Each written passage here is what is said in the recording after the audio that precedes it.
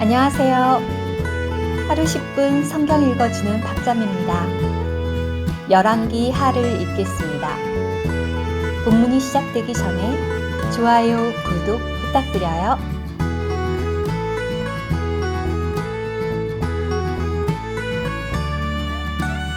열왕기하 11장.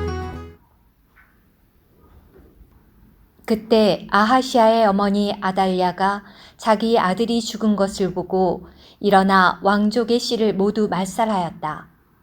그러나 요람 왕의 딸이자 아하시아의 누이인 여호세바는 아하시아의 아들 요아스를 왕의 아들들이 죽음당하려 할 때에 몰래 빼내었다. 여호세바는 요아스와 그의 유모를 침실에 두었다. 그렇게 그들이 아달랴에게서 요아스를 숨겨주었으므로 요아스는 죽음을 면하였다. 아달랴가 그 땅을 다스리던 6년 동안 요아스는 여호세바와 함께 여호와의 집에서 숨어 지냈다. 7년째 되던 해에 여호야다는 전가를 보내 가리 사람들을 통솔하는 백부장들과 호위병들을 통솔하는 백부장들을 데려다가 자신이 있는 여호와의 집으로 들어오게 하였다.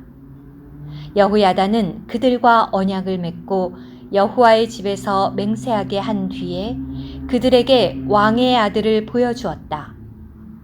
여호야다가 그들에게 명령하였다. 여러분이 해야 할 일은 이러합니다.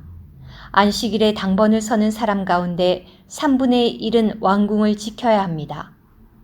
또 다른 3분의 1은 수루문을 지켜야 하고 나머지 3분의 1은 호위병들 뒤에 있는 문을 지켜야 합니다.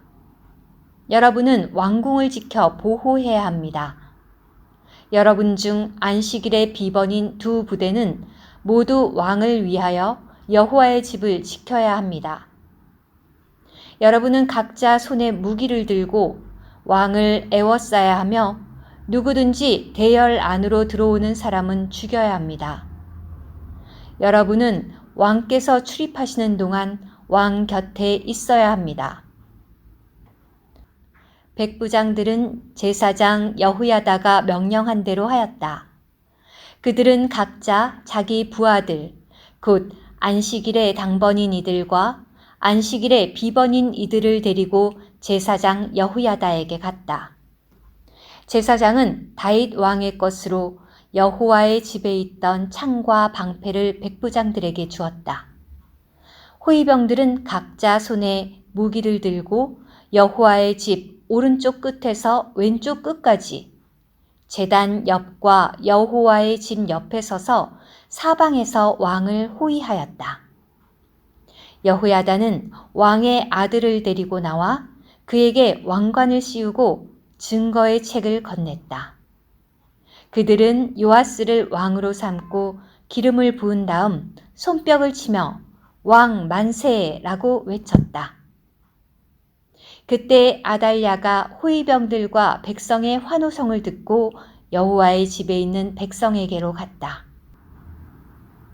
아달랴가 보니 왕이 관례대로 기둥 옆에 서 있고 백부장들과 나팔수들이 왕 곁에 서 있었다. 그리고 그 땅의 모든 백성이 기뻐하며 나팔을 불고 있었다. 아달랴는 자기 옷을 찢으며 반역이다, 반역이다 라고 외쳤다. 그러자 제사장 여호야다가 군대를 통솔하는 백부장들에게 명령하였다. 저 여자를 대열 밖으로 끌어내고 저 여자를 따르는 이는 누구든지 칼로 죽이십시오. 여호야다가 여호와의 집에서 저 여자를 죽여서는 안 됩니다. 라고 하였으므로 그들이 길을 내니 아달랴가 말의 출입구를 통하여 왕궁으로 들어가 그곳에서 죽음을 당하였다. 여호야다는 여호와와 왕과 백성 사이에 언약을 맺게 하여 그들이 여호와의 백성이 되게 하였고 또한 왕과 백성 사이에도 언약을 맺게 하였다.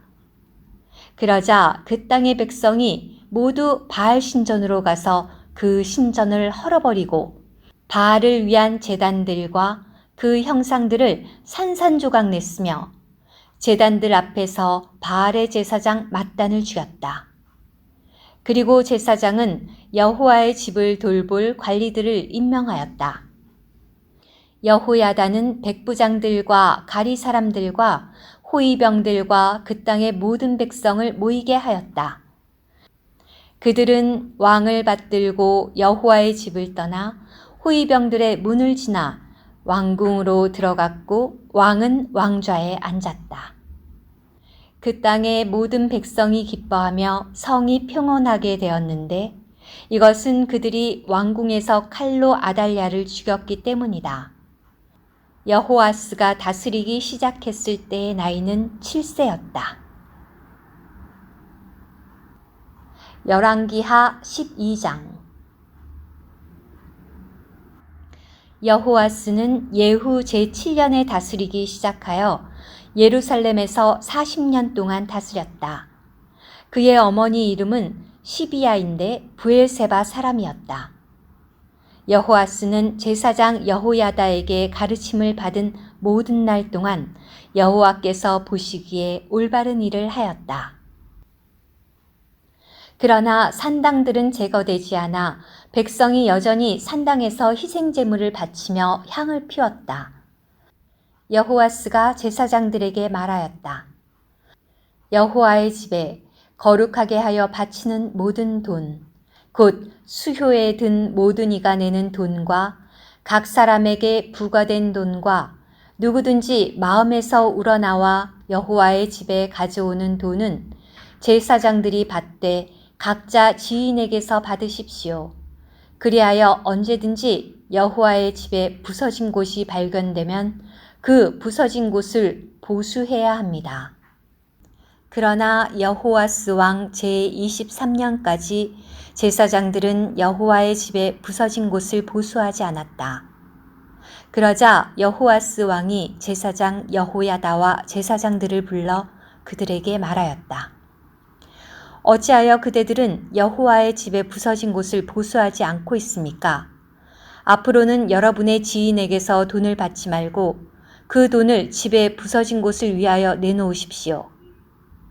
제사장들은 백성에게서 더 이상 돈을 받지도 않고 여호와의 집에 부서진 곳을 직접 보수하는 일도 하지 않는데 동의하였다. 제사장 여호야다는 함을 가져다가 뚜껑에 구멍을 만들어 제단 옆, 곧 사람이 여호와의 집으로 들어오는 길의 오른편에 두었다. 그리하여 문지방을 지키는 제사장들이 여호와의 집에 들어온 모든 돈을 그 안에 넣었다.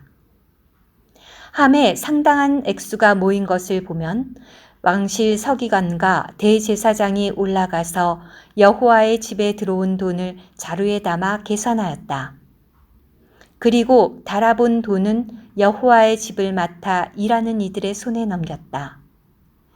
그들은 그 돈을 여호와의 집을 위하여 일하는 목수들과 건축자들과 미장이들과 석수들에게 지불하였고 여호와의 집에 부서진 곳을 보수할 제목과 다듬은 돌을 구입하는 데 지불하였으며 그 밖에 집을 보수하는 데 필요한 경비로 사용하였다.